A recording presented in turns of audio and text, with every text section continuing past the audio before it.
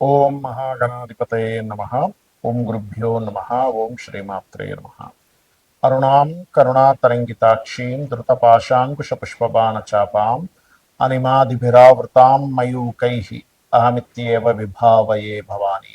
శ్రీమాత్రే నమః. మనం ఈరోజు శుక్రగ్రహము జూన్ 30వ తేదీ నుంచి జూలై 26వ తేదీ వరకు తన స్వక్షేత్రమైనటువంటి వృషభ రాశిలో శుక్రుడు సంచరిస్తుంటాడు. అదేవిధంగా 26వ తేదీ జూలై తర్వాత నుంచి గురువుతో కలుస్తున్నాడు. అంటే ఒక శుభగ్రహంతో మరొక శుభగ్రహం యొక్క కలయిక ఒక యోగాన్ని ఇస్తుంది. యోగం అనేటువంటిది ఏమిటంటే ఏ రాశిలో గ్రహం ఉంది, ఏ నక్షత్రంలో ఉంది, ఇంకొక మరొక గ్రహంతో ఎలా కలిసి ఉంది, దీనివల్ల కొన్ని యోగాలు ఏర్పడతాయి. దీనికి సంబంధించినటువంటి విషయంలో మీకు ద్వాదశ లగ్నముల వారికి ఏ విషయాల్లో చాలా బాగుంటుంది, ఏ విషయాల పట్ల కాస్త జాగ్రత్త వహించాలి. ఎందుకంటే ఇక్కడ ఓన్లీ శుక్ర గురువులు కలవడమే కాకుండా కుజకేతువులు కూడా కలిసి ఉంటున్నారు ఇక్కడ. కాకపోతే 28 జూలై నుంచి మారిపోతున్నారు. సో దానివల్ల పెద్ద ప్రమాదం ఏం లేదు.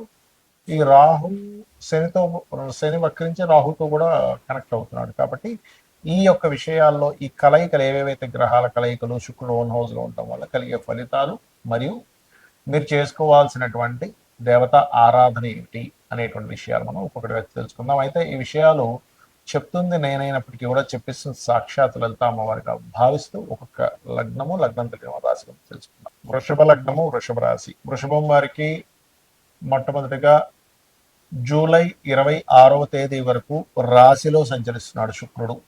30 జూన్ నుంచి జూలై 26వ తేదీ వరకు.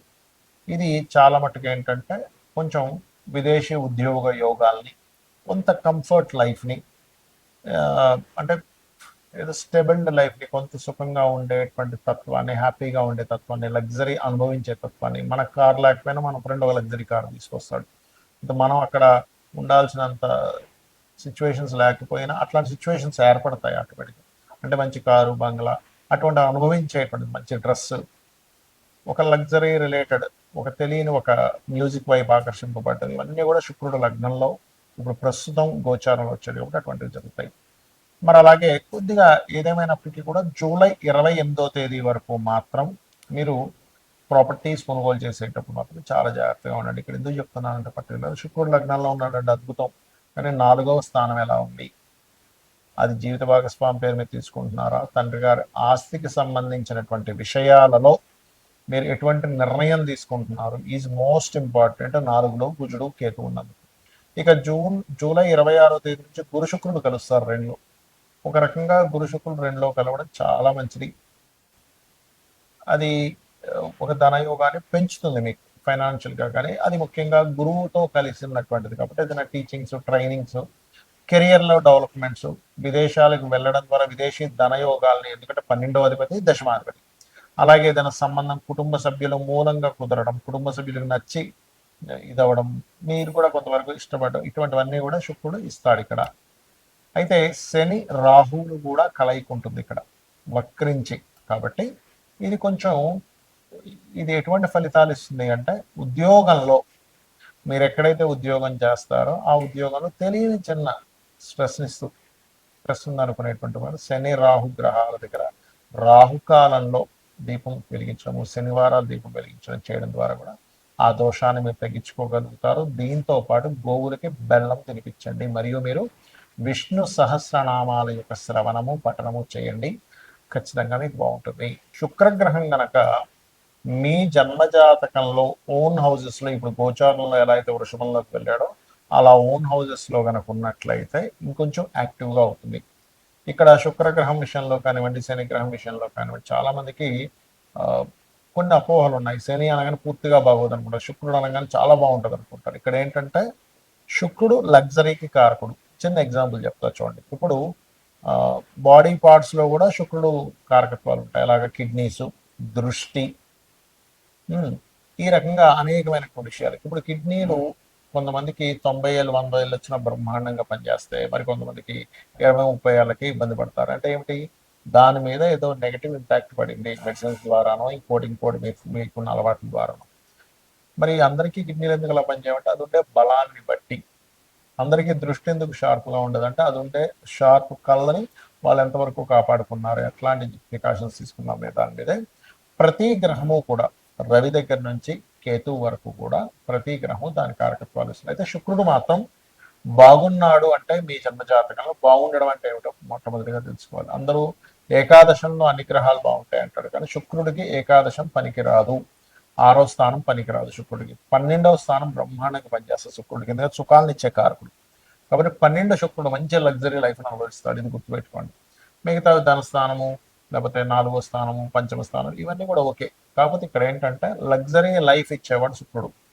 కానీ శుక్రుడు మనకు లగ్జరీ లైఫ్ లేదు అని బాధపడుతుండేటువంటి వారు, లేదా ధనము లేదు అని ఇబ్బంది పడేటువంటి వారు, వివాహం అవ్వట్లేదు అని ఇబ్బంది పడుతుండేటువంటి వారు అందరికీ కూడా శుక్ర గ్రహము ఎక్కడో దగ్గర ఇబ్బంది అయింది, లేదా స్త్రీ వల్లే శాపం.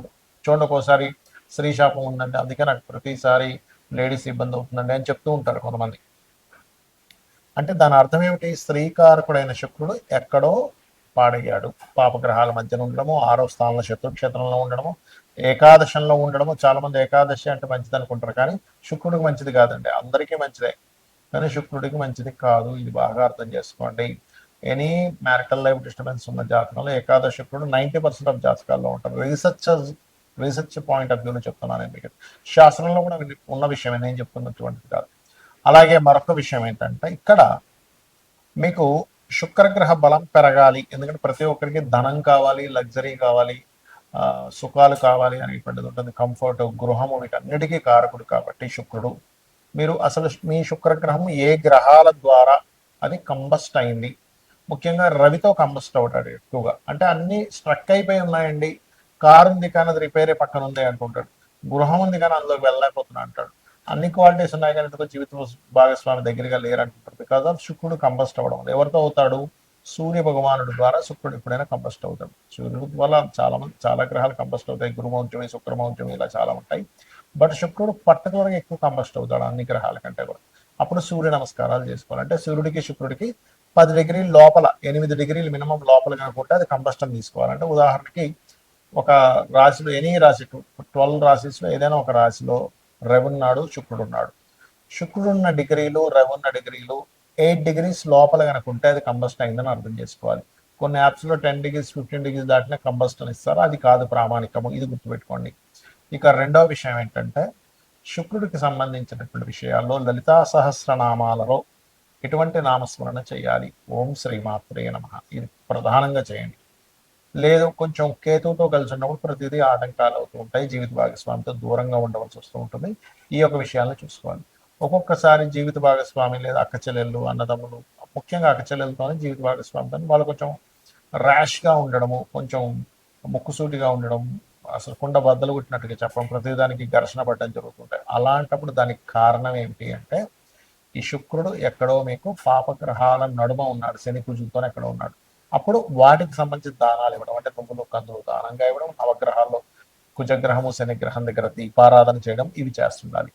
మరి గురు శుక్రుల కలయిక మీ జన్మజాతకంలో కనుక మీ పర్సనల్ చార్ట్లో మిథునంలో కానీ, తులలో కానీ, లేకపోతే కన్యలో కానీ,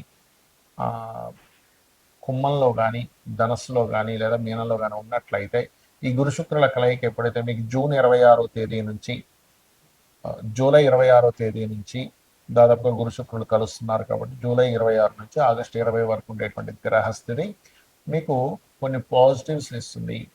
సో ఫైనల్గా ఏంటి, మీకు శుక్రుడు బాగుండాలంటే అమ్మవారి ఆరాధన చేయండి, అన్ని విధాలా మీకు బాగుంటుంది. దీంతో పాటు ఫైనాన్షియల్గా ఇంకా బాగా గ్రోత్ రావాలి అంటే ఓం సంపత్కరీ సమారూఢ సింధుర వ్రజ సేవితాయే నమః, లేదా ఓం ధర్మాధ్యక్ష ధనాధ్యక్ష ధనధాన్య వివర్ధినియే నమః అని నమస్మరణ చేయండి. దీంతో పాటు శుక్రవారాలు చపాతి నూనె వేయకుండా ఒక 3 చపాతీలు తయారు చేసి దానికి తేనె పూసి గోవుకి తినిపిస్తూ, సాక్షాత్ సకల దేవతలు అమ్మవారి స్వరూపమైనటువంటి గోవులకు తినిపిస్తూ నేను చెప్పినటువంటి మంత్రాన్ని ఓం సంపత్కరీ సమారూఢ సింధుర వ్రజ సేవితాయే నమః అని చేస్తూ ఉండండి. ఖచ్చితంగా మీకు అన్ని విధాలా బాగుంటుంది. శ్రీమాత్రే నమః.